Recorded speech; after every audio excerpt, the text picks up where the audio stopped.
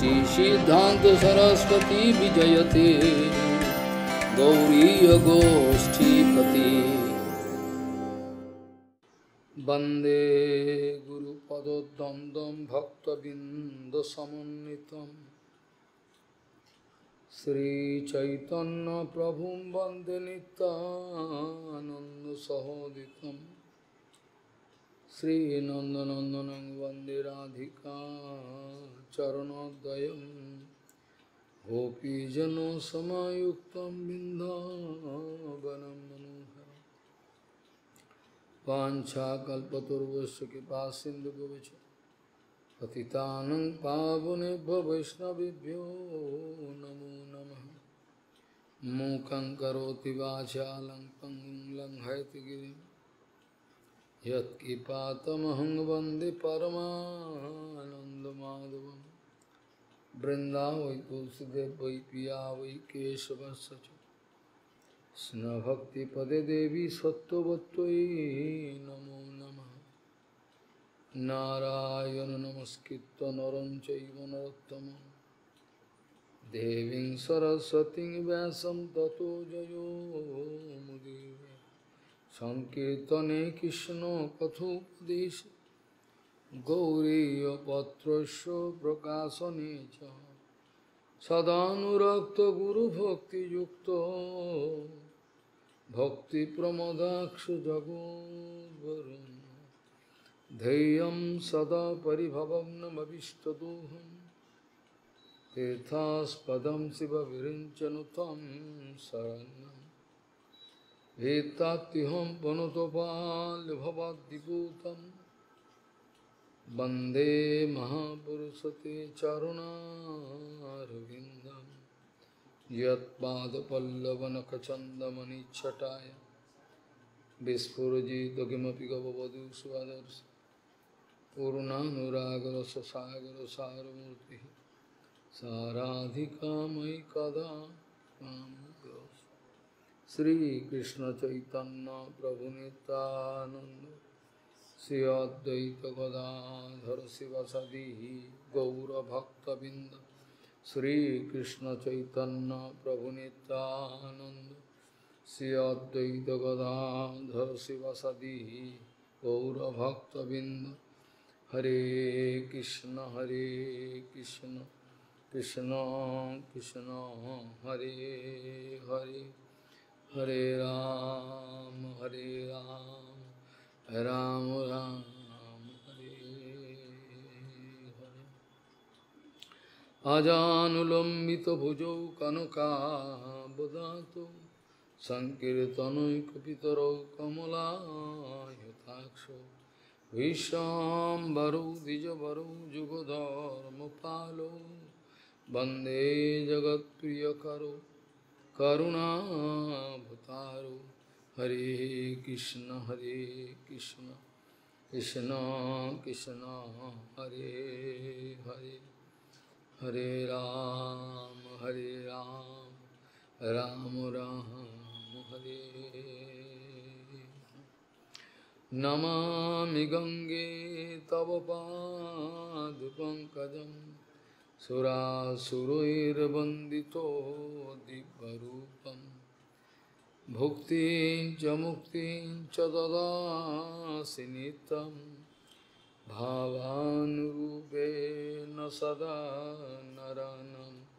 गंगातरङ्गरमणीयजटाकलापं गौरी निरन्तरविभूषि त्ववामभागं।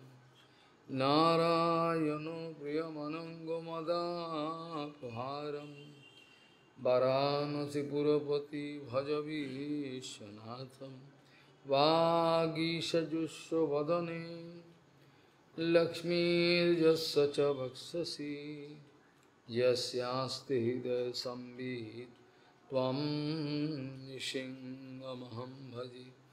हरे कृष्ण कृष्ण कृष्ण हरे हरे हरे राम राम राम हरे। idam bhagavatam namo janme bhagavatoditam sangroho ayam vibhutinam tametat vipulikru. Idam bhagavatam namo janme bhagavatoditam sangroho ayam vibhutinam tametat vipulikru. Gauriya Goswami, Srila Bhakti Siddhanta Saraswati Goswami Prabhupada, Paramahansa Jagadguru জানিয়েছেন, সাধু মানি হলো ধারালো অস্ত্র নিয়ে দাঁড়িয়ে রয়েছেন, বদ্ধজীবের যত পুরনো সংস্কার, জন্মের সংস্কার, যত ভ্রান্ত ধারণা, সমস্ত কিছুকে বলি দেবেন। গৌড়ীয় গোস্বীপতি শ্রীশিল ভক্তি সিদ্ধান্ত সরস্বতী গোস্বামী প্রভুপাদ পরমহংস জগদ্গুরু জানিয়েছেন, সাধুর কাজই হলো তাই, সাধু মানেই হলো তিনি একটা ধারালো জ্ঞানের অস্ত্র নিয়ে দাঁড়িয়ে রয়েছেন। কোনো বদ্ধজীবকে পেলেই তার এই যত অনর্থ, যত তার ভ্রান্ত ধারণা, যত কিছু মায়া, এগুলোকে কেটে, অনর্থগুলোকে কেটে উড়িয়ে দেবে। আর সেই জন্যেই বুদ্ধিমান ব্যক্তি সাধুসঙ্গই চান। অত কৃষ্ণ নামাদি ন ভবিত গ্রাহ্যমিন্দ্রিয় সেবন মুখেই হি ইউহায়াম স্বয়মেব স্ফুরতে। এই আছে, ভগবানের নাম আমি করলেই করে নেব এরকম নয়। ভগবান নাম করতে গেলে যে অবস্থায় উঠতে হয়, সেই অবস্থায় না গেলে ভগবানের নাম হয় না। আর শাস্ত্র বলছেন, অত দুঃসঙ্গ মুসৃজ্য সৎসু সজ্জিত বুদ্ধিমান সন্ত এব অশ্ব ছিন্দন্তি মনোব্যাসঙ্গম উক্তিভি। তার যত দুর্বাসনা যা কিছু আছে, করুণা করে তিনি এই জ্ঞানের রশি নিয়ে দাঁড়িয়ে রয়েছেন। ওখানে এলেই ওই যুবকাস্তে তার বলি দেবেন, বলি দিয়ে তাকে মুক্ত করে দেবেন। তাকে এমন মুক্ত করবেন, খোলা আকাশের নিচে যেমন পাখি উড়ে বেড়ায় সুন্দর করে, বদ্ধ অবস্থায় থাকলে ছটফট করে, ছেড়ে দিলে যেমন আনন্দে ওড়ে, সেবা আনন্দে থাকবে। এই জন্য সাধু মানেই হলো এই, সাধু মানে পায়ে তেল মাখাবে এরকম নয়। আমাদের অনেক ভুল ধারণা, সাধু মানে আমরা বলি একটু ভালো মিষ্টি কথা বলবে, পায়ে তেল মাখাবে, এরকম নয়। সাধু কাউকে ঠকান না, তা চিত্তবৃত্তি থাকে কি করে এই জীবাত্মাকে ভগবৎ চরণে নিয়ে যাব। শিল প্রভুপাদ নিজের জীবনের কথা বলছেন, যখন শিল সচ্চিদানন্দ ভক্তিবিনোদ ঠাকুরের আদেশে আমি যখন প্রথমবারের মতো শিল পরমহংস শিল গৌরকিশোর দাস বাবাজি মহারাজের সঙ্গে তার দর্শন জন্য গেলাম, প্রথমেই যখন সেখানে গেলাম, তিনি প্রথম দর্শনেই আমাকে এমন উপেক্ষা করলেন যে আমার কোনো রকম মূল্যই নেই তার কাছে। না জানি তার কাছে এত কত মূল্যবান সম্পত্তি আছে, না জানি তার কাছে কত মূল্যবান সম্পত্তি আছে, যে আমার মতো ব্যক্তিকে তিনি তুচ্ছ জ্ঞান করে দিলেন। তুচ্ছ জ্ঞান করলেন, যেন আমার যা কিছু আছে এগুলো কোনো মূল্যই নেই, এক পয়সা। এটা প্রমাণ করলেন। আমার বিদ্যাবত্তা, আমার ভালো কুলে জন্ম, আমার অর্থকড়ির অভাব নেই,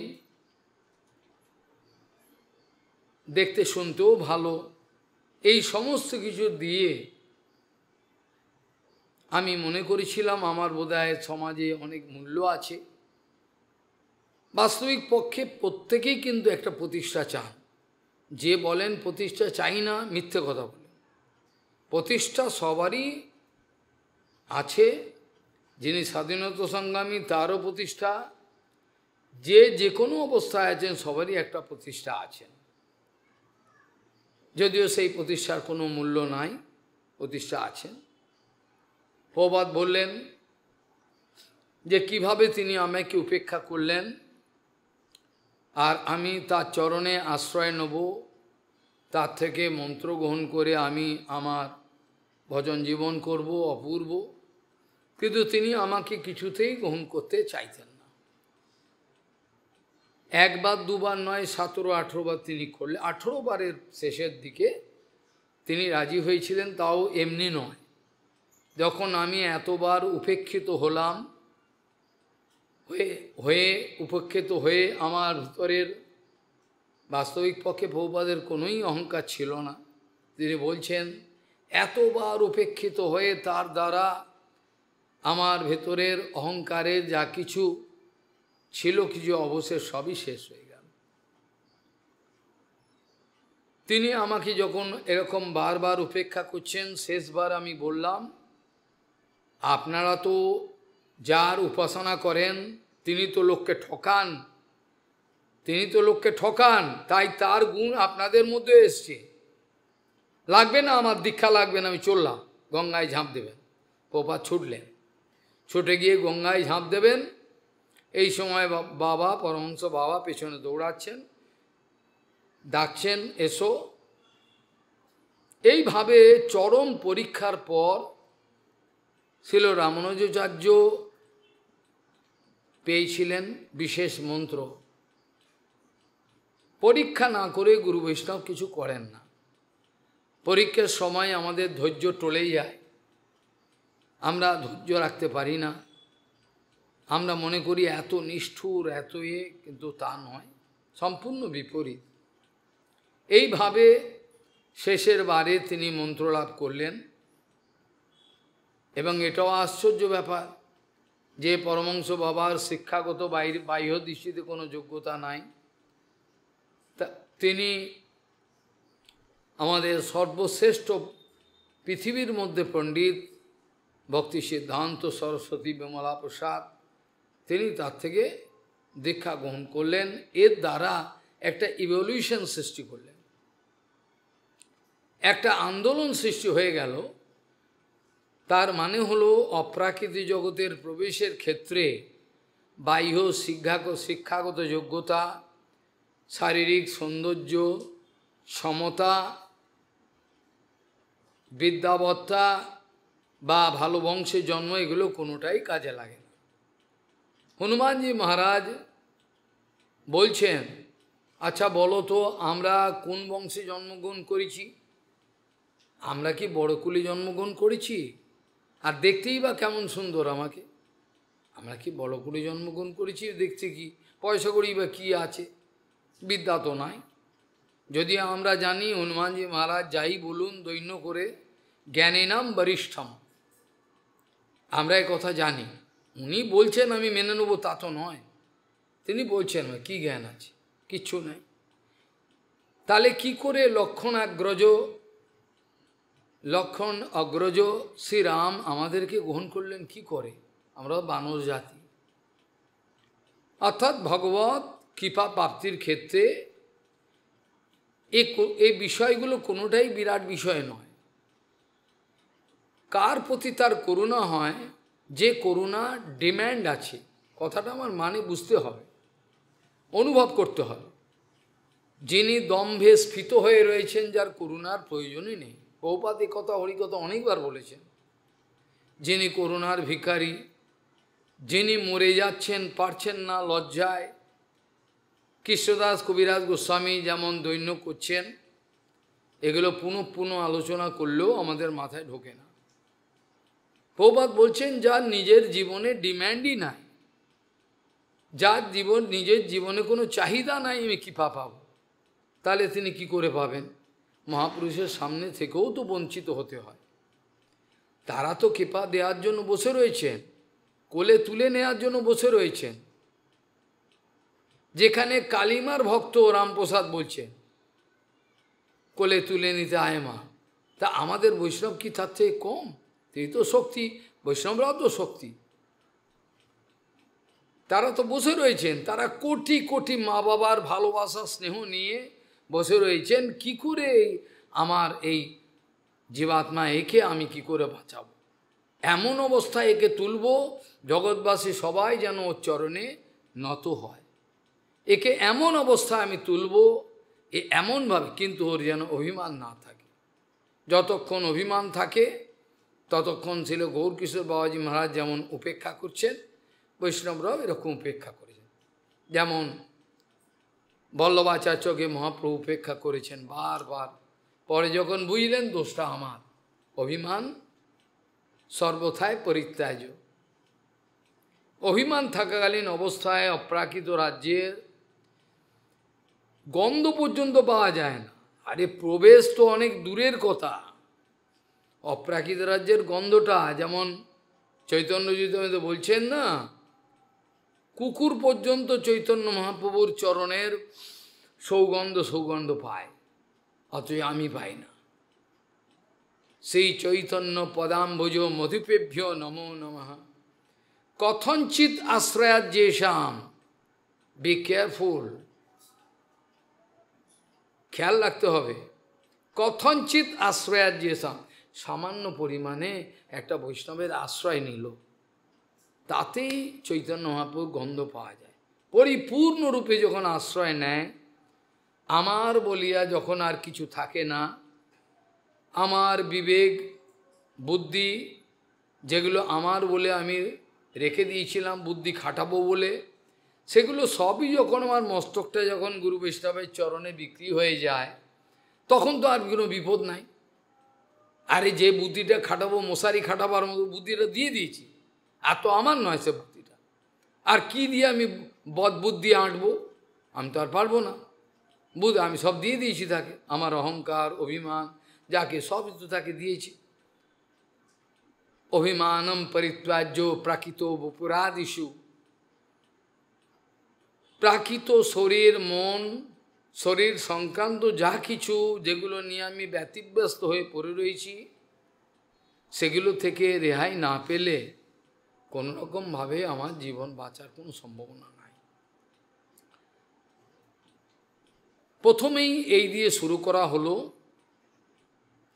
তার কারণ হলো ভগবান এবং ভক্ত একটাই তত্ত্ব, দুটো তত্ত্ব নয়। আজকে দুই মহাভাগবতের তিথি আছে, পরমহংস আচার্যবর্য শিল গৌরকিশোর দাস বাবাজি মহারাজের তিরোভাব তিথি। অ্যাট দ্য সেম টাইম পরমহংস অভিন্ন গুরুপাদ পদ্মশীল ভক্তিযুক্ত মাধব গোস্বামী মহারাজ, যার হৃদয় ছিল এইরকম সারা বিশ্বকে আলিঙ্গন করবেন, সেই আমার অভিন্ন গুরুপাদ পদ্মের আজকে আবির্ভাব তিথি। যার হৃদয়ের প্রসারতা দেখে আনন্দে আটখানা হতে হয় আমাদের সমস্ত গুরুবর্গ, এমনকি বন গোস্বামী মহারাজ পর্যন্ত কান্নায় ভাসিয়ে দিয়েছেন। এই কথা আসবো পরে। যখন প্রভুপাদের আবির্ভাব স্থল উদ্বোধন হলো, বিগ্রহ প্রতিষ্ঠা হলো, গুরুপাদ পদ্ম ছিলেন সবাই, তিনি তো থাকবেনই, তিনিই তো করেন এসব। বন গোস্বামী মহারাজ নিমন্ত্রিত হয়ে সেখানে গেছিলেন, সবাতে কথা বলতে পারছেন না, বুক ফেটে যাচ্ছে। আজকে আমার এই গুরু ভাই, যিনি প্রভুপাদের আদর্শকে এমনভাবে গ্রহণ করেছিলেন, এত তার আচরণ, এত তার বিবেচনা, এত তার গুরু ভাইগণের প্রতি ভালোবাসা, এত তাই বৃহৎ হৃদয়, তিনি আজ নেই সামনে, অথচ তারই প্রচেষ্টায় আজ আমাদের এই প্রভুপাদের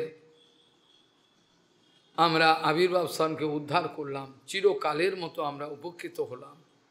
এই কথা বলছেন প্রত্যেক গুরু ভাই। পরম পূজ্য মাধব গোস্বামী মহারাজ সম্বন্ধে পরম শ্রীধর গোস্বামী মহারাজ কী ধরনের কথা বলতেন। কোনো এক গুরুবর্গ একবার বলে ফেলেছিলেন, বিস্তৃত কথা আলোচনার সময় নাই, একবার বলে ফেলেছিলেন, সভাতে একটু লেট করে এসছিলেন। গৌরাঙ্গ মহাপ্রভুর পরে আবির্ভাবের পরের দিন নন্দ উৎসবে শ্রীধর গোস্বামী উৎসব করতেন, সমস্ত গুরু ভাইদের যেতেই হবে।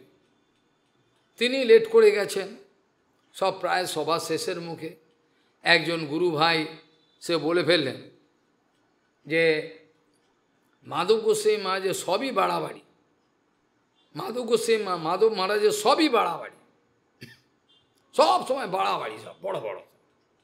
শ্রীধর গোস্বামী মা হেসে বললেন, গুরু ভাই, আমার এই গুরু ভাইকে আপনি যে কথাটা বললেন, সবেতেই বাড়াবাড়ি।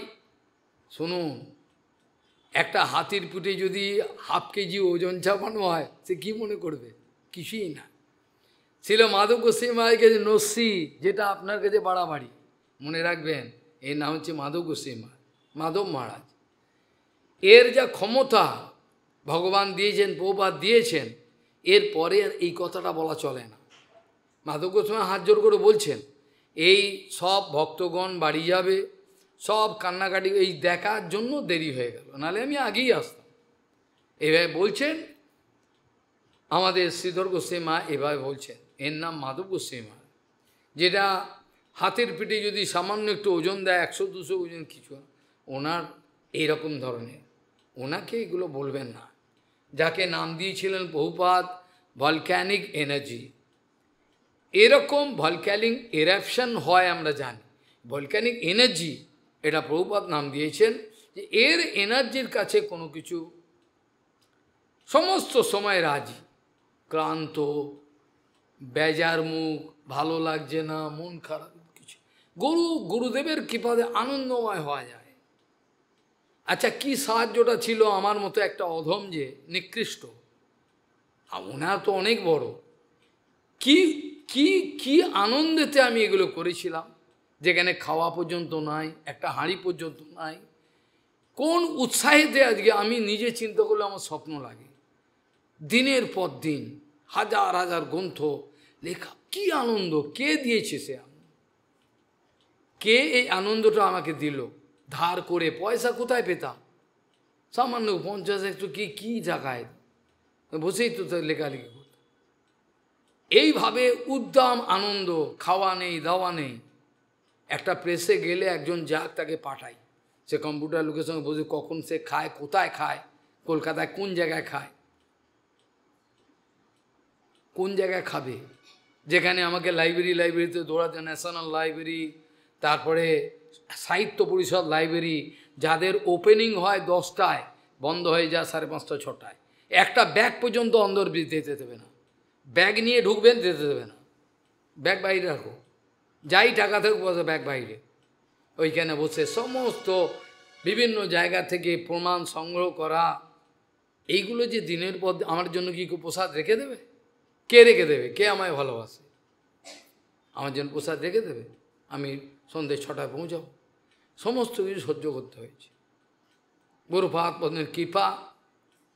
এই মহাপুরুষের কথা বলতে গিয়ে নিজে সামান্য কিছুই নয় আমি, তাতে কিভাবে ধৈর্যের সঙ্গে হাজার হাজার গ্রন্থ ছাপার ইচ্ছা, হাজার মানে সংখ্যা, টাইপ আমি বলিনি, গ্রন্থগুলোর বিভিন্ন ডিজাইন, মুহূর্তের মধ্যে ভগবান বুদ্ধি জোগাত।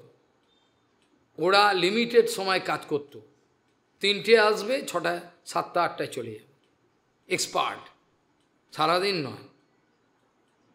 ওই সময়ের মধ্যে অন্য লোকও থাকবে, আর আমার কাজ আছে, মশাই সরুন, তোমরা হলে হার্টফেল করে যাবে। ঘাড়ের ওপর 4 জন লোক বসে রয়েছে, তা আমাদের কাজ আছে, আপনি সরুন। তার মধ্যে কাজ করে রাত্রির বেলা 10টায় এখানে ফিরে চান করে কোনো মতো জল খেয়ে শুয়ে পড়ে, লাইট নেই, কিছু নেই, সবাই জানে। এটা গল্প কথা তো নয়, এটা গল্প কথা কি আপনি জানেন না? আপনি দেখেননি? ওই মাদুরের মধ্যে মশা কামড়, সব পাকা নেই, কিছু নেই, জন্মে আমি ইলেকট্রিসিটি যারা থাকি। কিন্তু কে আনন্দ, এখন আমি চিন্তা করি, এই আনন্দগুলো আমাকে কে দিয়েছিল? এই আনন্দগুলো আমাকে উদ্যম আনন্দ, ধার করে আমি করব গ্রন্থ সেবা। সকাল 7:30 8টা থেকে রাত্রির 12টা নেহারবাবুকে ফোন করলে জানা যাবে যদি আমি মিথ্যে কথা বলে থাকি। নেহারবাবু যে আমি বাপের জন্মে দেখিনি, আমাকে যেতে হবে দিল্লি প্রেসে, 4টে 5টা গ্রন্থ আমাকে সঙ্গে ফাইনাল করতে হবে। সকাল 7:30 8টা থেকে রাত্রির 12টা কন্টিনিউয়াস কম্পিটিশন। মনে হচ্ছে কেন 440 ভোল্ট দিয়েছে, ঝিঁ করছে। আর দয়াল প্রভু আমাকে খুঁজতে বেরিয়েছে, কোথায় গেল? কালনা মন্দিরের থেকে। তথাপি আনন্দ, পরের দিন যেতে হবে আমাকে দিল্লি। এই আনন্দগুলো আসে, আনন্দ পাওয়া যায়, কিন্তু আমরা পাই না, কারণ আনন্দ পাওয়ার মতো কার্য আমরা করি না। সেই জন্য পাই না। আমাদের অভিমান অহংকার এগুলো আটকে দেয়। মাধব গোস্বামী মহারাজের সম্বন্ধে গুরুবর্গের যে কথা, এটা শুনলে পরে অবাক লাগে।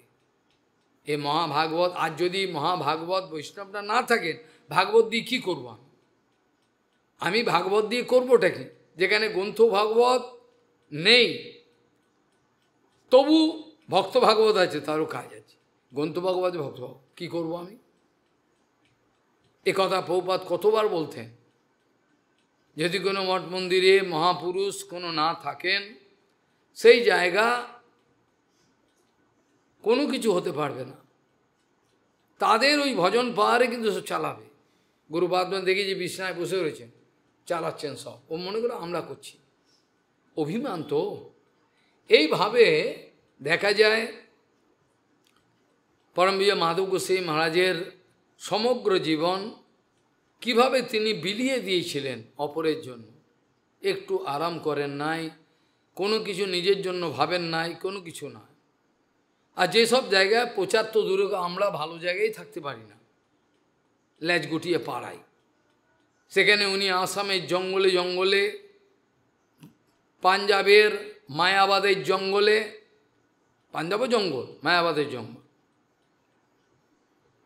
আসামের প্রত্যেকটা জঙ্গলে জঙ্গলে, সেখানে আদিবাসী কোথায় কি মিছু গরিব লোক, সেখানে গিয়ে গিয়ে তা বামন গোস্বামী মহারাজ, এরা স্বপ্নে ভাবতে পারবে না, এরা স্বপ্নে ভাব। এই জন্য এদের একটু বোঝা দরকার।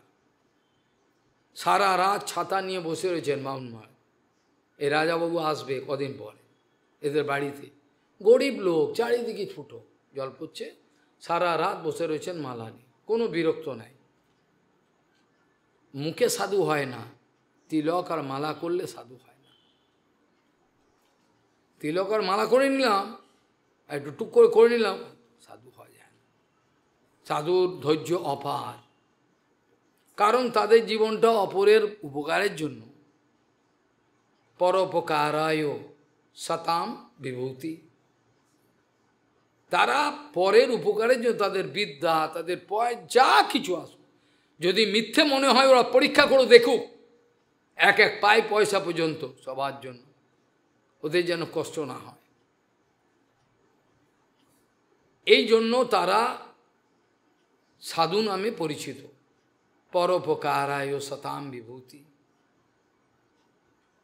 এদের বিভূতিগুলো যা আছে সব কিছু নিংড়ে দিয়েছেন তার। এরা নিজের জন্য কিছু সংরক্ষণ করেন না।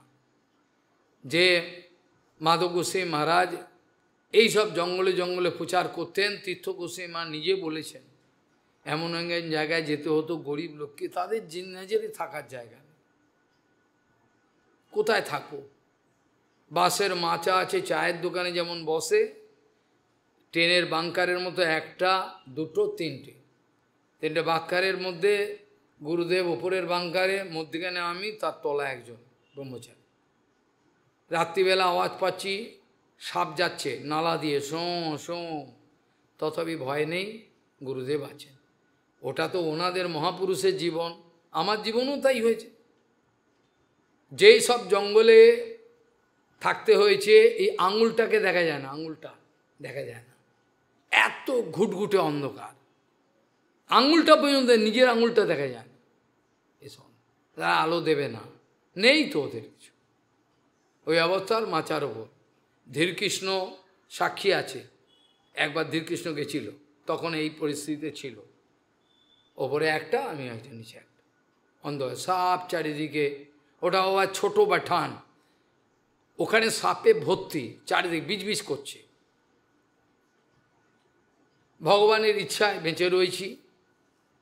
যেসব জায়গা দিয়ে যেতে হতো, যদি ঘুরে যাই তাহলে আমাকে 5 কিলোমিটার বেশি হাঁটতে হবে। আর এদিক দিয়ে যাই তাহলে ঝুন্ডু, ঝুন্ডু জানে, ঝুন্ডু জানে, কে শোনেই নি বাপের জন্য। তুলোর মতো বৃক্ষ আছে, ঝুন্ডুগুলোকে সরাতে হবে, সরিয়ে ওর মাঝখান দিয়ে যেতে হবে। অঝরে বৃষ্টি পড়ছে, বুক ভিজে, সর্দিও লাগে না, কিছুই হয় না, নিরন্তর বৃষ্টি পড়েই যাচ্ছে। কামাতে যেতে হবে, আজকেই যেতে হবে, নালে রাস্তা আটকে থাকবো। ঝুন্ডুগুলোকে সরিয়ে সরিয়ে খালের পাড় দিয়ে সোজা তাড়াতাড়ি যেতে হবে, 5 কিলোমিটার বাঁচাতে হবে। ওর মধ্যে সাপও থাকতে পারে, কেউ বলা যায় না কি আছে ওর মধ্যে, কেউ বলা যায় না। বিশ্বাসের সঙ্গে লাঠি টুকরো নাম করতে করতে চলে। যাদের ভরসা নাই ভগবানের ওপর, যাদের কোনো আস্থা নাই, যারা ভীত সন্তুষ্ট, তারা কি করে করতে পারে? সামান্য একটু অসুবিধা হলেই একবারে নড়ে গেল ভেতর থেকে, আর পাচ্ছে না সহ্য করতে। তাহলে কতটা মাধব গোসাই মা এইসব জায়গায় প্রচার করেছেন। পাঞ্জাবের সমস্ত মায়াবাদী জায়গা, একটা লোক কোনো কথা শুনবে না, মায়াবাদ ছাড়া বোঝেন না। সেইখানে প্রত্যেক জায়গা তিনি হোশিয়ারপুর থেকে আরম্ভ করে, চণ্ডীগড় থেকে আরম্ভ করে,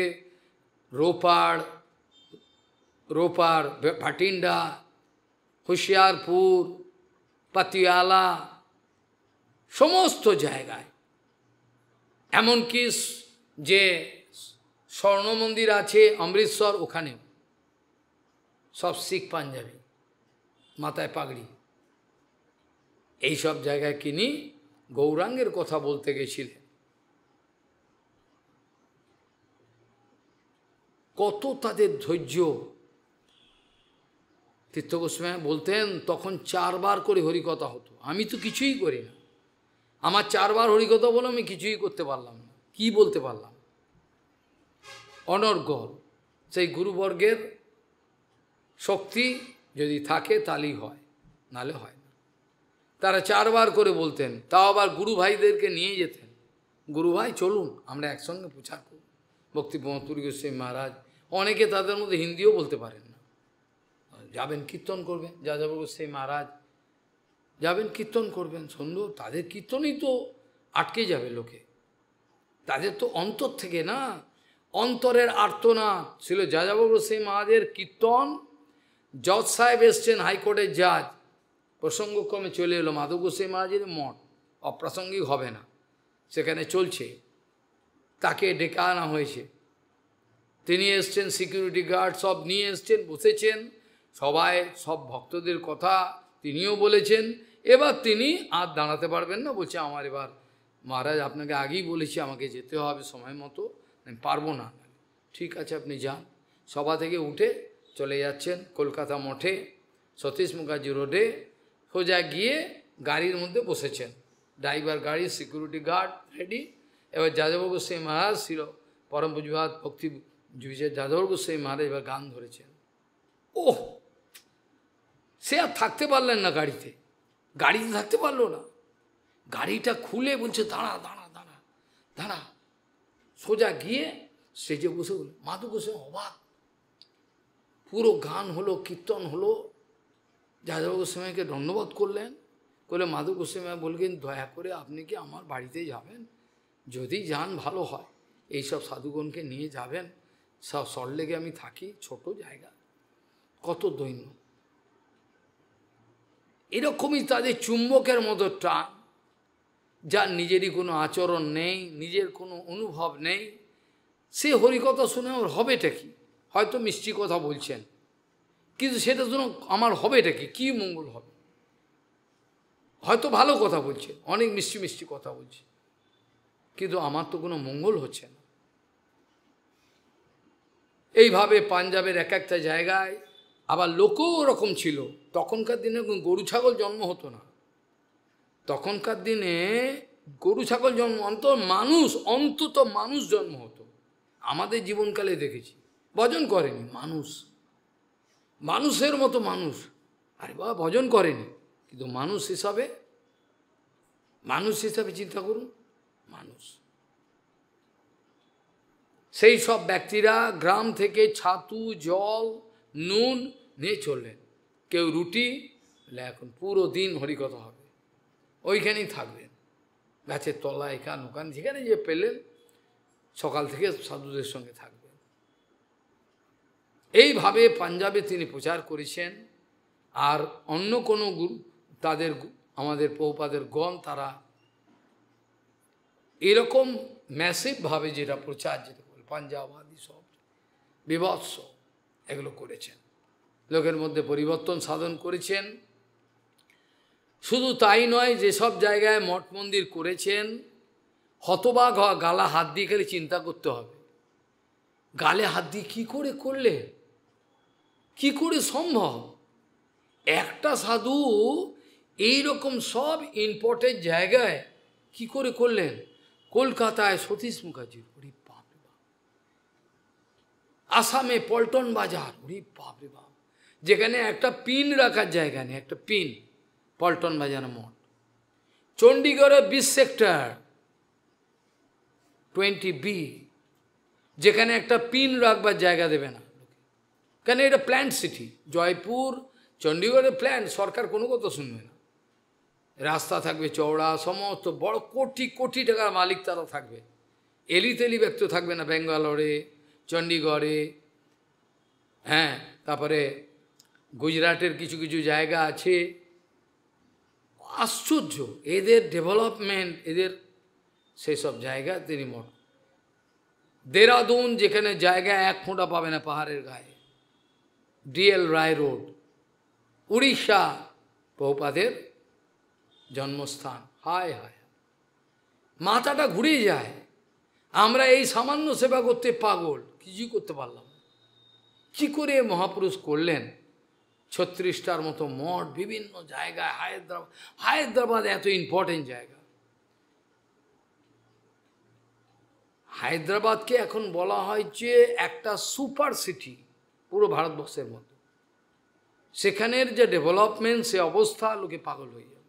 আমার একবার হয়েছিল হরিকথা, তাও বলতে দেবে না, যে টপিকসগুলো বলা হয়েছিল বলতে দেবে না, ওদের গোলামি আমায় করতে হবে, এইসব কথা বলতে দেবো না। যেসব টপিকস হয়েছে ও পড়েই মাথা খারাপ, এইসব টপিক্সের উপর বলবে, আমাদের মঠে কোনো দিন আলোচনা, লোকের মাথা খারাপ হয়ে যাবে, ওনাকে ভালোবাসবে, তখন কি করব? এইভাবে প্রত্যেক জায়গায়, বৃন্দাবনের মধ্যে মেন জায়গা যেটা রাধারানীর বাড়ি, প্রভাত বলেছিলেন, দিব্য চোখে রাধারানীর বাড়ি ছিল, সেইখানে করলেন। আর একটা মঠ পেলেন গিরি মহারাজের, যেটা বিনোদ বাণী বলা হয়, ওখানেও অনেক হরিকথা আলোচনা হয়েছে অনেক পূর্বে। তখন সেই সব গুরু ভাইরা ছিল, তাদের আন্তরিক সৌহার্দ্য ছিল, তখনকার পরিবেশ আলাদা ছিল। নিরন্তর বড় মাঠে তীর্থগোস্বামী বলছে, আপনি ওখানে থাকুন, ভালো হবে। নিরন্তর হরিকথা, একটা প্রাণ সঞ্জীবনী শক্তি, কি আনন্দময় পরিবেশ। খাওয়া দাওয়াটা, থাকা, আরাম করাটা, সম্মান, এইটি কি বড় কথা? এটা তো বড় কথা নয়। এইভাবে তিনি যখন প্রভুপাদের একটা ঘটনাই বলতে সময় চলে যাবে, আমি আর কত কথা বলব।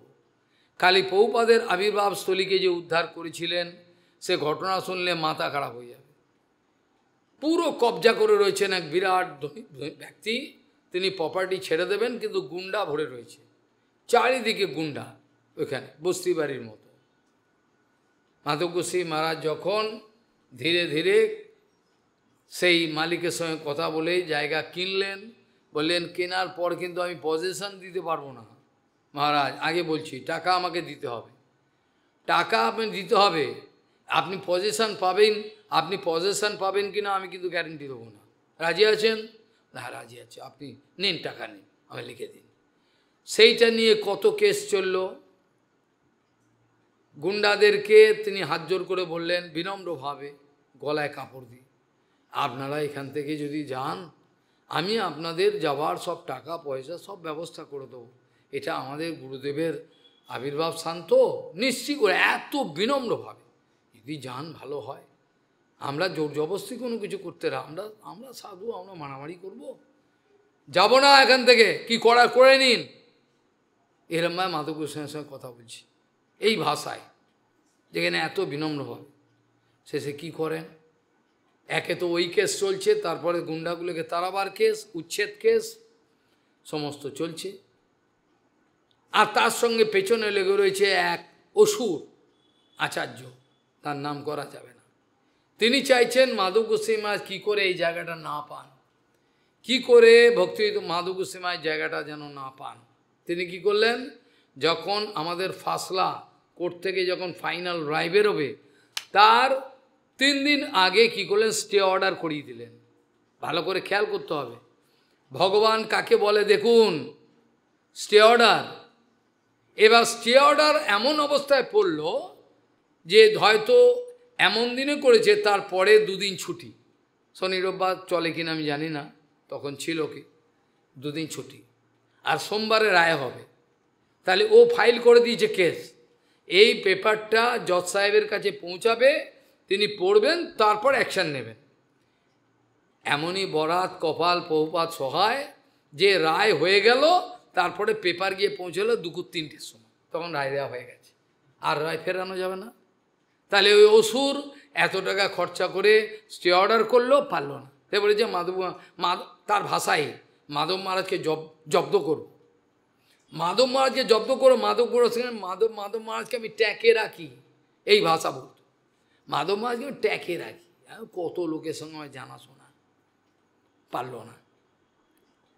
যখন ভগবান গুরু বৈষ্ণব সাহায্য করেন, তখন সারা পৃথিবী এগেনস্টে গেলেও কিচ্ছু করতে পারে না। গুরু কি পাহি কে বলাম, কিভাবে তিনি করলেন। তারপর যখন গুন্ডারা হাত জোর করে এসে মাধব গোস্বামী মহারাজকে বলছেন, মহারাজ যা হয়েছে হয়েছে, আপনি যা আমাদের দেবেন বলেছিলেন দিয়ে দিন, আমরা চলে যাব। মাধব গোস্বামী মহারাজ এবার ভান্ডার থেকে কাঁচকলা নিয়ে এসে এক একজনকে কাঁচকলা দিচ্ছেন, যা কাঁচকলা শঠে ষাঠ্যাম, তিনি কিন্তু শঠতা করেননি, ভদ্রভাবে বলেছেন। এবার বলছেন এখন তোমাদের একটা করে কাঁচকলা দেবো, এতদিন বলেছিলাম তখন কিন্তু শোনোনি, আমি বিনম্রভাবে বলেছি, কোনো গুন্ডাবো নয়, কিচ্ছু নয়, এখন তোমাদের কাঁচকলা দেবো, কটা করে নেবে বলো, নিয়ে যাও। হয়ে গেল, এই নাম হলো মাধব গোস্বামী। পারলো না কিছু করতে, পুলিশ এসে মাল ফাল নিয়ে সব ছুড়ে যা বেরো এখান থেকে। তখনকার তো পুলিশও ছিল মানুষ, ভাব বার করে দিল, দূর এখান থেকে চলে, আর টাকাও পেল না। তার এর নাম মাধব গোস্বামী মহারাজ। যা সংকল্প তাই সিদ্ধ হবে। কোটি কোটি টাকা নিয়ে বসে রয়েছেন, তারাও কিন্তু এই জন্মস্থান নিয়ে মাথা ঘামান। কোটি কোটি টাকা তাদের গুনতে পারে না। আমরা যখন 1 টাকা 2 টাকা গুনি, ওদের এরকম কোটি কোটি টাকা গুনে। তারাও বসেছিল, কিন্তু তারাও পারেনি। সেই জায়গা উদ্ধার করলেন মাধব গোস্বামী। এবার বুঝে দেখুন মাধব গোস্বামী মহারাজকে। এই সব মহাভাগবত যারা আমাদের সমস্ত উদ্ধার করবার জন্য প্রাণান্ত চেষ্টা করেছিলেন, তাদের আমরা স্মরণে রাখবো না? এতটা অকৃতজ্ঞ হব? আমি সেই বৈষ্ণবের ক্রিয়াকর্ম দেখব না? আমি দেখব না তারা কি করেছেন? আমার হৃদয়ে এত কঠিন বজ্রের মতো, তাদের দেখব না তারা কি করেছেন, কিভাবে আমাদের বাঁচাবার চেষ্টা করেছেন, রক্ষা করেছেন। ছিল গৌর কিশোর দাস, এই গেল অনেক কথা বলতে দাঁড়ালে শেষ হবে না, বলতে দাঁড়ালে চলতে থাকবে, রাত কাবার হয়ে যাবে। আজ ছিল গৌর কিশোর দাস বাবাজি মহারাজের তিরোভাব তিথি। আমাদের স্বাভাবিকভাবে প্রশ্ন ওঠে, আমরা গৌর কিশোর দাস বাবাজি মহারাজকে পরমহংস আচার্যবর্য কেন বলবো? উনি কোথায় প্রচারে গেছিলেন? তুই প্রচারে গেছিলেন কি কোন জায়গায় যান? তাকে আচার্য বর্জ্য বলবো কেন? হ্যাঁ, কারণ আছে, তাকে আচার্য বর্জ্য বলতে হবে। তিনি বাহ্য দৃষ্টিতে কোনো প্রচারে যান নেই, কোনো লেকচার দেন নাই। তার এক একটা বাক্যের মূল্য আমরা দিতে পারবো না জন্ম জন্ম। তিনি সন্ন্যাস নেননি, তিনি পরমহংস আচার্যবর্য কি করে হলেন? তিনি কোনো শিষ্য আদি করে মঠ মন্দির স্থাপন করেন নাই। তার পেছনে গুপ্ত রহস্য হলো বাবাজি মহারাজের আচরণ, এবার তার এক একটা ব্যবহারের যে প্রভাব, সেটা দেখে গুরুবর্গ বলেছেন নিশ্চয় আচার্যবর্য। আচার্যবর্য প্রথম প্রভুপাদের দর্শন থেকে আরম্ভ করে প্রভুপাদ বুঝতে পেরেছেন এই মহাপুরুষের কাছে কি আছে। না জানি এই মহাপুরুষের কি আছে, এত মূল্যবান সম্পত্তি, যাকে আমরা বাইরের দৃষ্টিতে ভিখিরি মনে করি। কখনো উলঙ্গ, কাপড় নেই, দৌড়াচ্ছেন, বংশী বটে ডাকে রাধে রাধে, কখনো বা এখানে এই কীর্তন প্রভুপাদ লিখে নিয়েছিলেন, পেছনে পেছনে গিয়ে পুরো নামটা শুনে প্রভুপাদ লিখে নিয়েছিলেন, এগুলো লিখে নিয়েছিলেন। আর এই প্রভুপাদ বলছেন একদিন সানন্দ সুখদা কুঞ্জে, তখন কৃপা করেছেন তিনি, তারপরের কথা, একবার গেছি, সেখানে গিয়ে দেখি বাবা পরমহংস বাবা বসে রয়েছেন, ভক্তিবিনোদ ঠাকুর ভেতরে আছেন। আমাকে কিছু পাথরের টুকরো, কিছু ভাঁড়, এগুলো কয়েকটা জিনিস নিয়ে আমাকে বললো, আমি তোমাকে এগুলো দিলাম, তুমি এগুলো রাখো। আমি অবাক হয়ে গেল, কী? কিছু ভাঁড়, কিছু পাথর, এটা ওটা সব নিয়ে এগুলো কী? মানে মনে হবে যেন তিনি পুরো পাগল, বাইরের দৃষ্টিতে মনে হবে তিনি পুরো পূর্ণমত্ত পাগল, কিন্তু এর মধ্যে রহস্যটা প্রভুপাদ বুঝতে পেরেছে। আমরা যেটার কোনো মূল্য দিই না, কিন্তু বাবার কাছে অনেক মূল্য সেগুলো। তার এক একটা আচরণ শুনলে পরে ভক্তিবিনোদ ঠাকুর পর্যন্ত চমকে উঠেছিলেন। তার নাম যে ভক্তিবিনোদ ঠাকুর, তিনি পর্যন্ত চমকে উঠেছেন। এই বাবার শিক্ষার কায়দাটা কি? ওপার থেকে একদিন ফ্রেঞ্চ কাট দাড়ি করে তিনি গিলে করা পাঞ্জাবি এবং ধুতি পরে এলেন, কোঁচা ধরে। ভক্তিবিনোদ ঠাকুর বসে রয়েছেন, দেখে বাবা, ভক্তিবিনোদ ঠাকুর বলছেন, বাবা এগুলো কি, এসব কি ব্যাপার, কি ব্যাপার? তিনি কোনো উত্তর দিচ্ছেন না, খালি হাসছেন। এখন তো আর কেউ আমাকে কিছু বলতে পারবে না, এখন আমি মেয়ে ছেলে নিয়ে থাকতে হবে, সব কিছু, এখন কেউ কিছু বলতে পারবে? এখন ভালো, এরম থাকাটাই তো ভালো নয় কি? এখন আমার কামিনী কাঞ্চনের খোলা অধিকার হয়ে গেল। ভক্তিবিনোদ ঠাকুর বলে এইভাবে লোককে শিক্ষা দিচ্ছেন, আমার দম্ভ অহংকারকে ভাঙবার জন্য গৌরকিশোর বাবা এইভাবে শিক্ষা দিচ্ছেন। অবাক হওয়া যায়, তাদের বললে তো শুনবে না।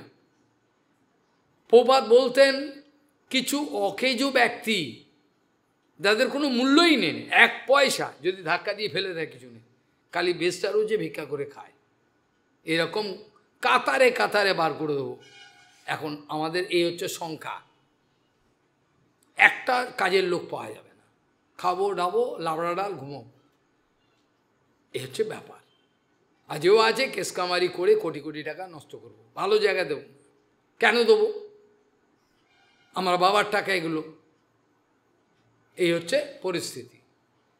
প্রভুপাদ বলতেন সেই সব অকেজ মানুষগুলো অপদার্থ ছিল পরমহংস বাবাকে ঘিরে থাকতো, তারা জগতের কাছে প্রমাণ করার চেষ্টা করতো আমরা এই বাবার অন্তরঙ্গ পার্শ্বদ, যেটা প্রভুপাদের কাছেও করার চেষ্টা করেছেন। প্রভুপাদ বুঝতে পারতেন, তাদেরকে সেইভাবে ঠকিয়েছেন। এইভাবে তারা তাকে ঘিরে থাকতো, জগতের কাছে প্রমাণ করার চেষ্টা করত যে আমরা এই বাবার সেবা করি, অতএব আমাদের প্রণামী দিতে পারেন আপনি, আমাদের দেন, আমরা সেবা করি, তো টাকাগুলো পেছনে রখিয়ে দেব। কিন্তু পরমহংস বাবা তাদের বাহ্য দৃষ্টিতে ছুঁড়ে ফেলে দেননি, আবার অন্তর্দৃষ্টিতে তাদের গ্রহণও করেননি। প্রভুপাদ বলছেন যদি এই বাবা তাদেরকে অন্তর থেকে গ্রহণ করতেন আমার বলে, তাহলে তাদের না জানি কি হতো, কিন্তু করেন নাই। আছে থাক, ওর মতো খাচ্ছে দাচ্ছে থাকছে। কখনো কখনো বাবা সকালবেলা বলছেন আপনি রাত্রিবেলা কোথায় ছিলেন, কেন? আপনার সামনে তো শুয়েছেন। তাই নাকি? আমি তো অনেকবার ডাকলাম, আপনার ডাকা, আপনি কি ডাকলেন কে জানে, আমি তো শুয়েছিলাম। আবার পরের দিন দুদিন পরে পরমহংস বাবা বলছেন আপনি আপনার বিছনায় ছিলেন? হ্যাঁ, তখনও মিথ্যে কথা বলছি। তারপরে দুদিন তিন দিন পরে বাবা রাত্রিবেলা চোখে দেখতে পান না, বিছনায় গিয়ে হাতাচ্ছেন, দেখছেন বিছনায় নাই। সকালবেলা উঠে পরমহংস বাবা বলছেন, তার কাছে ওরা এসছে, তার বলছেন এত সস্তা জিনিসের জন্য আপনাদের মিথ্যে কথা বলতে হয় কেন? এত সস্তা জিনিস আপনারা চান, আপনারা এত সস্তা জিনিস চান, আমাকে তো বলেননি। আপনারা এত সস্তা জিনিস চান, এর জন্য মিথ্যে কথা বলতে হবে কেন? হ্যাঁ, লুটে নিন, সব খোলা তো রয়েছে, সব খোলা বাজারে, যান লুটে নিন। এত সস্তা জিনিসের জন্য মিথ্যে কথা বলছেন আমার কাছে। ওখানে ছিলেন আপনি, আমি বিছনা দেখি নেই আপনার, এরকম অসচ্চরিত্র চরিত্রহীন ব্যক্তি ছেয়ে গেছে চারিদিকে, পঙ্গপালের মতো ছেয়ে গেছে। এই অবস্থাকে আমরা হরিভজন বলে। কপালের যদি জোর না থাকে, শুনে রাখুন, কপালের যদি জোর না থাকে আবার যেতে হবে, আবার মায়াদেবী ঘোল খাওয়াবে, এ ভবসাগরের জল খাওয়াবে, মনে রাখবে। কপাল ভালো থাকলে বরাতের জোর, তাহলে বিনম্র হয়ে যাব, আর সেই সম্পত্তি আমি অবশ্যই পাব। আমার আশা আছে, আমি বুক বেঁধে নেমেছি, কারোর সঙ্গে কোনো সম্বন্ধ রাখিনি। আমার বড় বড় বন্ধু আদি সব ছিল, কারোর সঙ্গে সম্বন্ধ রাখি, এক ভরসা আমার গুরুপাদ পদ্মা আছে, আমি কারোর ওপর ভরসা করি না। যার ইচ্ছা করবেন, না যে না করবেন, কিচ্ছু করার নেই। দেখলে দেখা যায় যে এই সব মহাভাগবত যদি জীবনে না থাকতেন, তাহলে কে শিক্ষাগুলো দিত? এগুলো থেকে তো শিক্ষা পাচ্ছেন না, তাহলে আপনি কেন ওকে পরমহংস আচার্যবর্য বলবেন? বলার কারণটা কি? ছেলেরা তাকে ঢিল মারছেন, তিনি বলছেন তোমরা আমাকে ঢিল মারছ, আমি যশোদা মায়ের কাছে বলে দেবো, দাঁড়াও, বলে দেবো।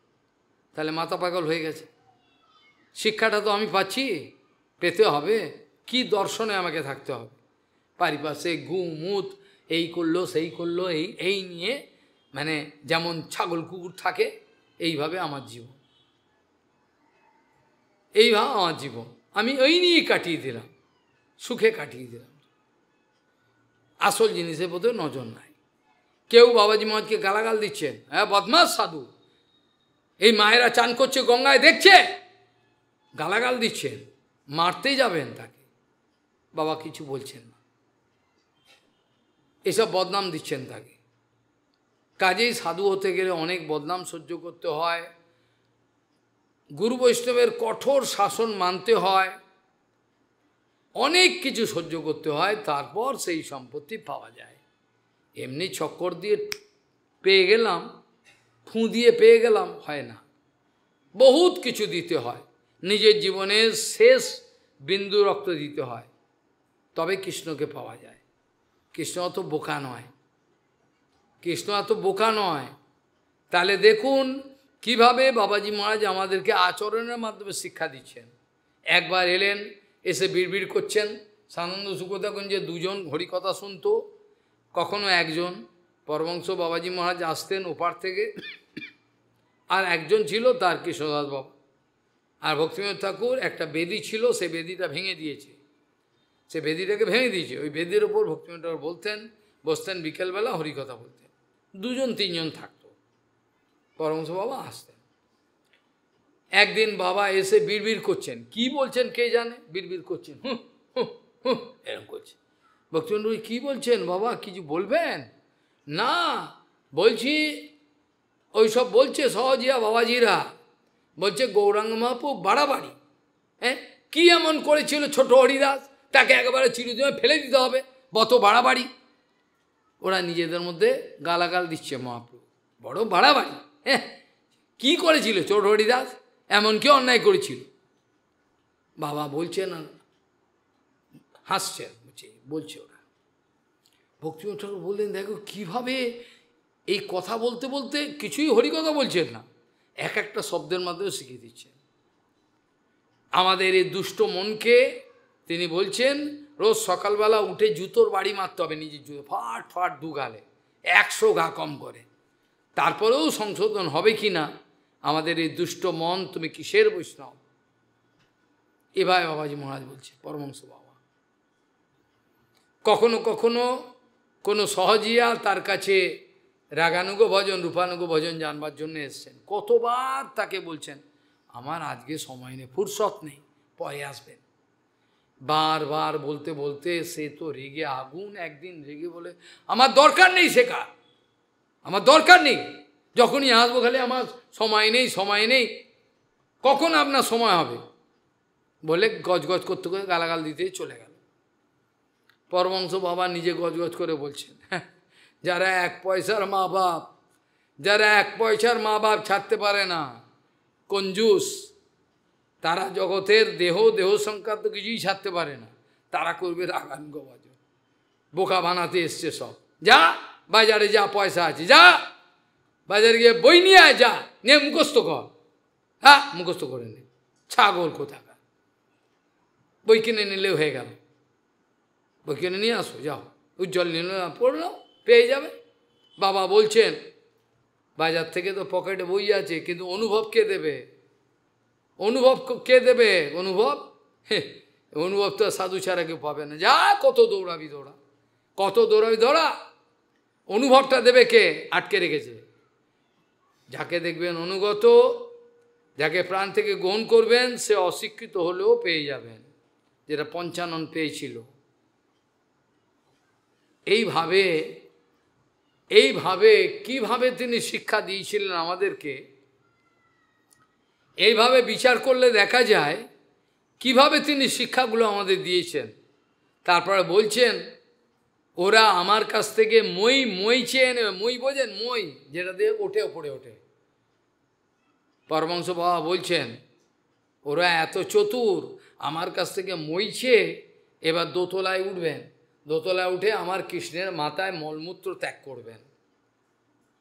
এসব জানোয়ারগুলো, এরা আমার থেকে মই নেবেন, এ উপরে উঠো, উঠে এবার কৃষ্ণের মাথা, আমার কৃষ্ণের মাথায় মলমূত্র ত্যাগ করবেন। এই হচ্ছে এদের প্ল্যান। এবার বুঝতে পারছেন কেন তাকে পরমহংস আচার্য বলছে? বলো তো কেন তাকে পরমহংস আচার্য? বুঝতে পারছেন? প্রভুপাদকে বলছেন আমার প্রভু কখনোই কলির ব্রহ্মাণ্ডে যাবেন না, কাউকে শিষ্য বানাবেন না, আর কাউর সঙ্গ করবেন না। প্রভুপাদ তিনটেই পালন করেছেন। প্রভুপাদ বলছেন এত উচ্চ সঙ্গ এই পরমহংস বাবা আমাকে দিয়েছেন, যার ফলে জগতের কোনো লোকের সঙ্গ করার রুচি নাই আমার। যারা উচ্চ সঙ্গ পায় তাদেরকে যদি নিচু সঙ্গ দিয়ে নেবে না, ঘৃণা করবে। এইটা তো সৎসঙ্গের ফল। যখন সৎসঙ্গ হয় না তখন অনেক ব্যভিচার হয়ে যায়। আমি চাইছি না, কিন্তু হয়ে যায়, আমি আটকাতে পারি না। কিন্তু যদি বাস্তবিক সাধুসঙ্গ হতো তাহলে কিন্তু একটা ব্যভিচার করার ইচ্ছা হতো না। জীবন এমন নির্মল হয়ে যাবে, হতো, কল্পনা করা যায়। এত শক্তি চলে আসতো, এত শক্তি, এত প্রখর বিচার চলে আসতো, যেটা স্বপ্নে ভাবা যায় না। কিন্তু দুর্ভাগ্য, তার হওয়ার ছিল, হবে, কিচ্ছু করার নেই, আটকাতে পারবে না। পরমহংস বাবা এইভাবে তিনি জগৎকে শিক্ষা দিতেন। লোকের অত্যাচারে তিনি পাবলিক ল্যাট্রিন, পায়খানার মধ্যে ঢুকে পড়তেন, ঢুকে দরজা বন্ধ করে নাম করতেন, কেউ যেন বিরক্ত না করে। আর বিমলা প্রসাদ সরস্বতী যখন সেখানে গেছেন দর্শন করতে, করা নাচ্ছেন, খবর পেয়েছেন বাবা ভেতরে, খুলবেন না। পরে বলছেন বাবা আপনি কি আমাকেও, বাবাজিমা আপনি আমাকেও ঠকাবেন? আমি আপনার দাস বিমলা প্রসাদ এসছি, আপনি দর্শন দেবেন না? বলতে বলতে দরজাটা একগাল হাসতে হাসতে দরজাটা খুলে দিলেন। এসে তাকে নিয়ে বসলেন। আমার প্রভু এসছেন, আমার প্রভু, বসুন বসুন। তারপর বললেন ভাগবতের একটা শ্লোক বলুন তো দেখি। শ্লোক বললেন প্রভুপাদ। বলার পরে তিনি বলছেন আচ্ছা এটার অর্থ বলুন তো দেখি, সুন্দর শুনি। অর্থ বললেন, বাহ বাবা খুব সুন্দর হয়েছে, এত সুন্দর অর্থ হলো। আচ্ছা আমার প্রভু যদি এর অর্থটা এরকম হতো কেমন হতো? বলে প্রভুপাদ বলছেন আমি মাথা খারাপ হয়ে গেল। এরকম একটা ব্যাখ্যা করলেন। প্রভুপাদ বলছি কী করে করলেন তিনি? বাইরের দেশ তো লেখাপড়া নাই। তা বলছে সত্যিই তো, তার পক্ষেই তো ব্যাখ্যা করা যাবে, কেন তার হৃদয়ে তো কৃষ্ণ বসে রয়েছেন, তার হৃদয়ে কৃষ্ণ বসে রয়েছেন, তাই তিনি ব্যাখ্যা করবেন না আমি করব? কৃষ্ণ তো ভেতরে বসে রয়েছেন, কৃষ্ণ ব্যাখ্যা করিয়ে দিচ্ছেন। প্রভুপাদ বলছেন একদিন পরমহংস বাবাকে দর্শন করতে গেছি, তিনি আনন্দে আমার সামনে বসে কি করলেন, পায়ের ধুলোগুলো নিয়ে আমার মাথায় দিচ্ছেন, একবার করে নিচ্ছেন আর মাথায় নিচ্ছেন আর মাথায়, তার চরণের সমস্ত ধুলি আমার মাথায় দিলেন, অভিষেক করলেন। না জানি কি কারণে, নিশ্চয়ই তার কোনো অভিষ্ট আছে। যেখানে এই পরমহংস বাবার চরণ ছোঁয়ার সাহস কেউ করতো না। কেউ যদি জোর করে ছুঁত, তোমার সর্বনাশ হবে, তো কেন ছুলে? এই অভিশাপের মানে হলো আশীর্বাদ, তোমার সংসার ঘুচে যাবে, তোমার সর্বনাশ হয় মানে তোমার সংসার ঘুচে যাবে। সেটা আমরা চাই না, আমরা তো চাই না। যে আমি নর্মদা নদীর ওখানে একটা ঘটনা বলেছিলাম, পুরনো হরিকথা অনেকবার বলেছিলাম। নর্মদার একটা গুফাতে, নর্মদার এপারে শহর হোসাঙ্গাবাদ, যেখানে যেখানে টাকা হয়, যেখানে টাকা ছাপা হয়, সেখানকার ল্যাবরেটরিতে কোনো সায়েন্টিস্ট ছিল, তার কারণ দরকার ছিল, ওইখানে যেতে হয়েছিল। ওখানে একদিন না দুদিন থাকতে হয়েছিল হোসাঙ্গাবাদ। আর সন্ধে হলেই কাজকর্ম শেষ, এবার নর্মদার তীরে ঘুরতাম, কত আনন্দ নর্মদার তীর, কি নির্মল জল, চান করতাম, জল খেতাম। ওপারে হচ্ছে বিন্ধ্যাচল পর্বত, নর্মদা মধ্যিখানে, এখানে সিটি, ওপারে বিন্ধ্যাচল জঙ্গল, হ্যাঁ বাঘ ভাল্লুক সব ভর্তি। সেইখানে এক সাধু, কি সাধু তা আমি জানি না, কোন সভ্যতা তাও বলতে পারবো না, তিনি ওখানে গুফার মধ্যে ভজন করতেন, তাকে দেখাই পেত না। কদাচিৎ বাবাকে দেখলো, ল্যাংট হয়ে দাঁড়িয়ে রয়েছে, কদাচিৎ, এও জানেই না কোথায় থাকেন, কি করেন, কি খান, কিছু জানেন। হঠাৎ এক নজওয়ান ছেলে, তার চাকরি বাকরি হয় না, অর্থনৈতিক কষ্ট, সে এবার কী করলো, নদী পার হয়ে বাবার ওই গুফাতে গিয়ে কান্না আরম্ভ করলো। বাবা বিরক্ত বোধ করি, কানে কেন রে, কী বাবা, কথা বলছেন না? বলছে আমাকে কৃপা করুন বারবার বলছে, বারবার এই কৃপা করে, এই বিরক্ত করছে।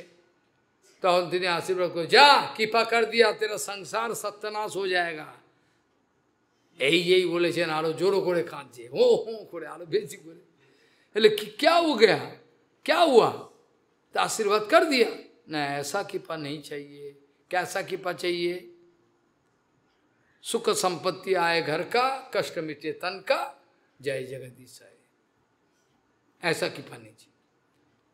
मेरे को मालामाल कर दो बाबा, मेरे को मालामाल कर दो, मैं चाहता हूं माल।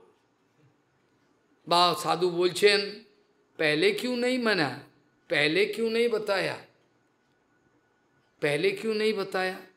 जो मरने का कृपा चाहता है, ऐसा ही আমাদের এইটাই জীবন।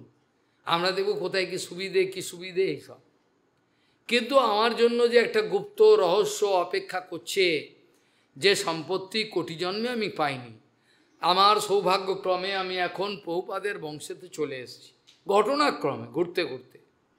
আর এই বংশেতে এখনো পর্যন্ত নির্মল ভক্তিবিনোদ ধারা প্রবাহিত হচ্ছে বলে আমি বিশ্বাস করি।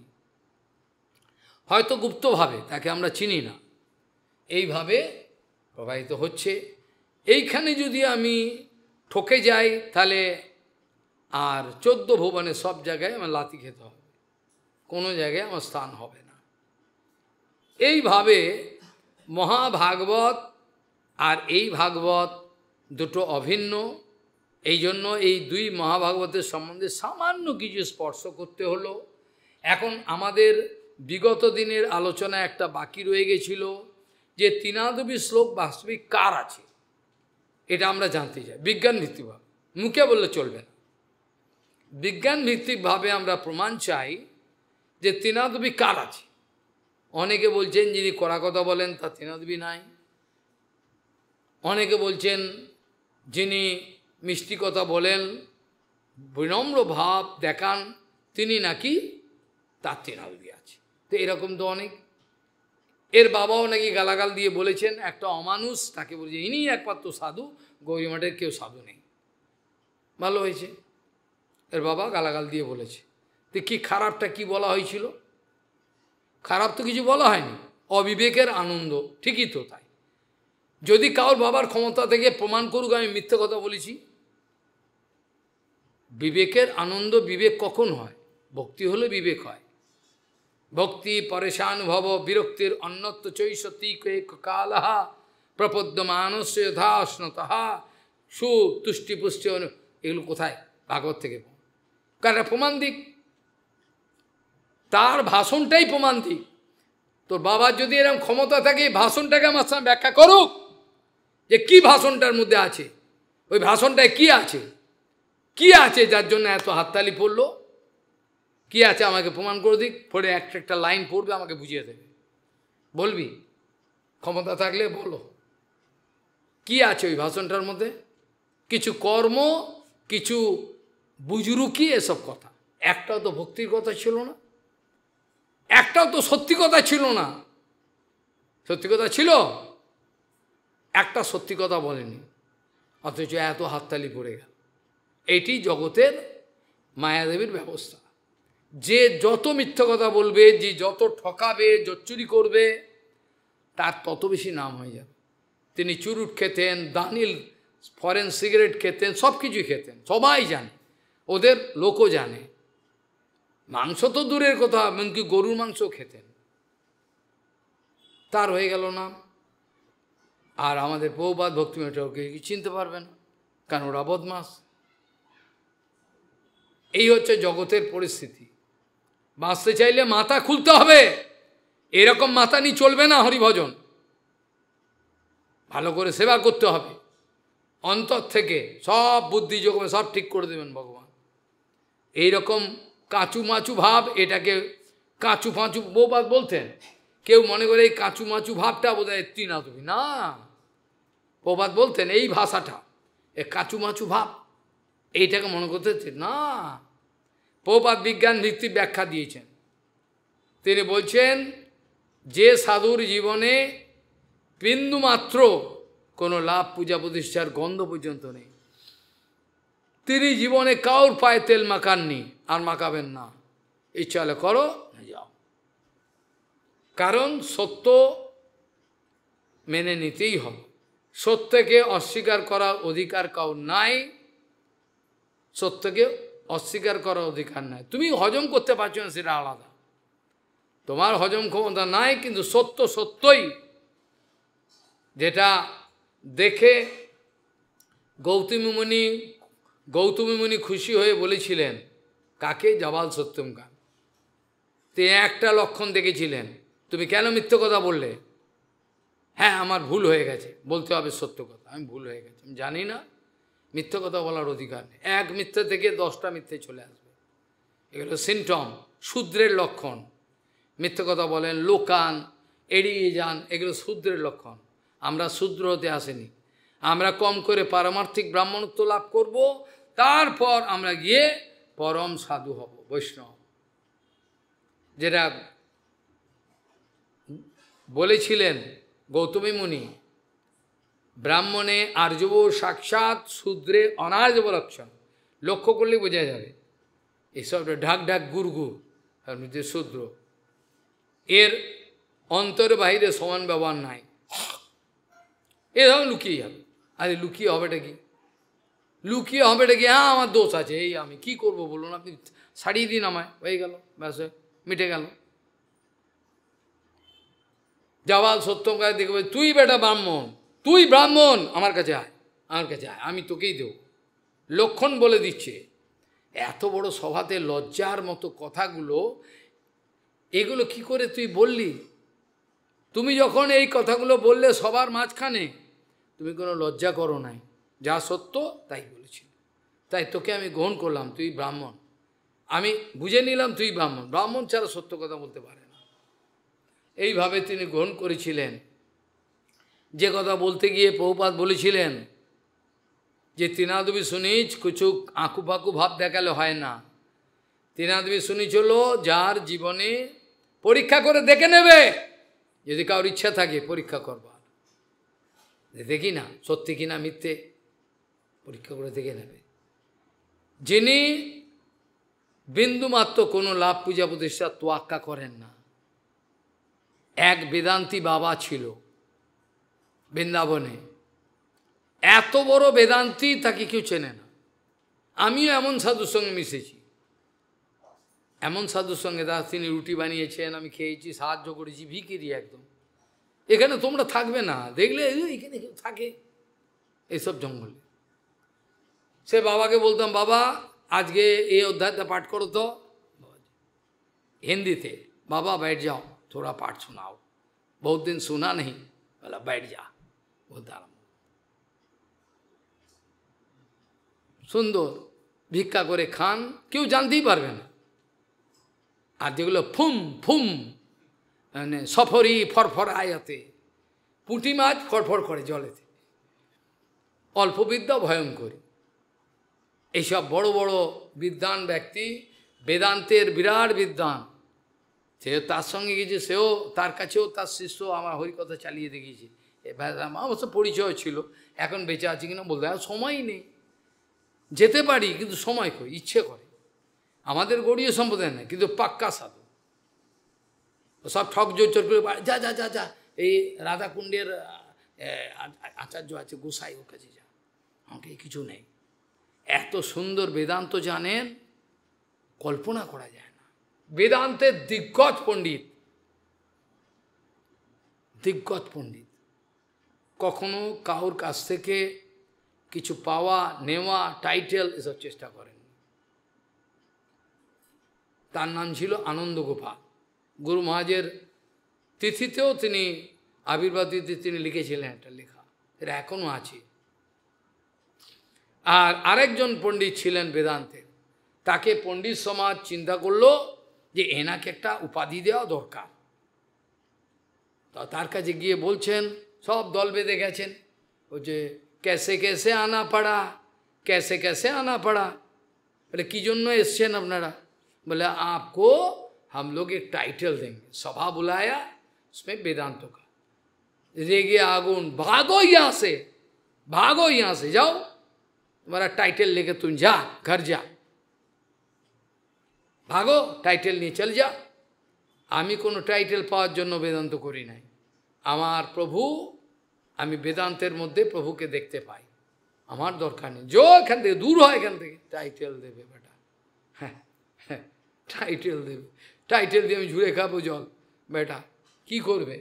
প্রভুপাদ বলতেন, যার জীবনে লাভ পূজা প্রতিষ্ঠার গন্ধ পর্যন্ত নাই, তিনি হচ্ছেন তিনা। কেন? বিজ্ঞান ভিত্তিক অঙ্ক করে বুঝিয়ে দিই। যার লাভ পূজা প্রতিষ্ঠার আশা থাকবে, সে কখনোই নিরপেক্ষ হতে পারবে না, সে সমন্বয়বাদী হতেই হবে তাকে।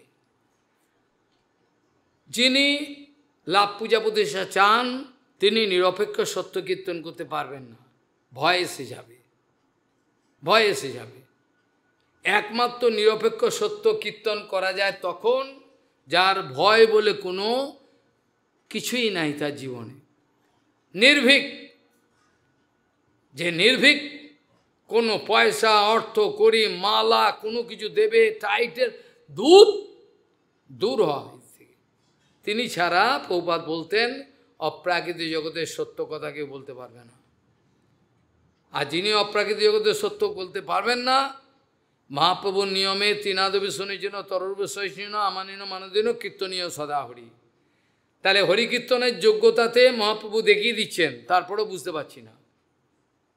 মহাপ্রভু বলছেন তৃণাদপি, তিনের থেকেও, তিনের মতো হলো আবার ছাগল এসে খেয়ে নেবে, আবার যদি কেউ পা দিয়ে মারায় আবার মাথাটা উঠে যাবে ঘাসে। ওই জন্য এমনভাবে কাটতে হবে ঘাসটা, মাথা তুলে দাঁড়াতে। তাহলে মহাপ্রভুর তৃণাদপি শ্লোকের প্রমাণ, মহাপ্রভু বলছেন তারই হরিকীর্তন হরিকথায় অধিকার আছে, যিনি তৃণাদপি, অর্থাৎ তিনি এক কথায় যাকে বলা হয় বাস্তবিক তৃণাদপি, তার অধিকার। তাহলে ঘুরিয়ে ফিরিয়ে প্রমাণটা কি হলো? মহাপ্রভু বলছেন যে তৃণাদপি, তার হরিকীর্তন অধিকার আছে। আর অপরভাবে বিচার করলে, যার ঢাক ঢাক গুড় গুড়, এই করব সেবা করার কোনো ইচ্ছা নাই, তার শক্তি আসবে না জীবনে, কোনো দিন শক্তি আসবে না। আমি লিখে দেবো ডায়েরিতে লিখে দেবো, পারবে না। সেবা করতে হবে, সেবার জন্য প্রাণটাকে দিতে হবে। সেবা না করে আমি বসে থাকতে পারবো না।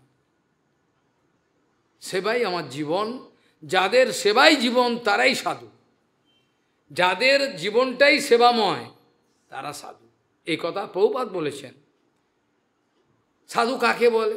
যিনি সর্বক্ষণ অনুক্ষণ গুরু বৈষ্ণব ভগবান ধাম নাম কোনো কিছুর জন্য কিছু না কিছু করবার জন্য ব্যস্ত, বসে থাকবেন না, তার নামই হলো সাধু। এক সেকেন্ড পর্যন্ত বসে থাকতে পারেন না, ভেতরে চলছে চিন্তা। তারা মুখস্থ করার কথা বলেন না। যদি পরপর চেন ওয়াইজ কথা বলতে হয়, 150টা কথা বলতে হবে, কত মুখস্থ করবে?